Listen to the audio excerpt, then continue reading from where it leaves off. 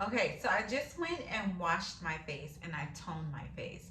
I use Burt's Bees, Burt's Bees for a face wash and Burt's Bees for my toner because their products like Beauty in the City are also cruelty free. I don't know if they're vegan, but Beauty in the City is vegan. But Burt's Bees is natural. They don't add a lot of extra stuff that you don't need, just like Beauty in the City. So yeah, I try to keep my skin products to be as natural and as possible. So I've washed and washed my, I washed and toned my face, and now I'm gonna go in. My lips are super dry after all of that. Um, so I'm gonna go in with my Beauty in the City Vitamin E lipstick. I love this stuff because it gives you like your lips like a shine. It's so creamy and it's so moisturizing.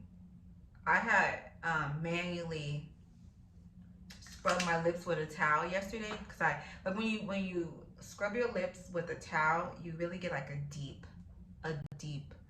what is it, exfoliation. I cannot talk today. And so then next I'm gonna go in with my moisturizer first because I'm trying to figure out what order I like applying my nighttime routine. So that's the thing. My nighttime routine, my morning routine, and my makeup prep before skin, it's all a little different. It's different. The layers, the way I put my product on is different depending on what I'm doing for the night or the day. So I'm gonna start with that. Then I'm gonna go on my Beauty in the City Vitamin C Serum. This is my favorite product. Um, and I still have a good amount left. I love that. Because I think the vitamin C serum, I think like individually it goes for like 50 something dollars, but you get so much in it and it goes such a long way. And it does like great things. So I put my moisturizer on before my vitamin C serum because my skin is so sensitive.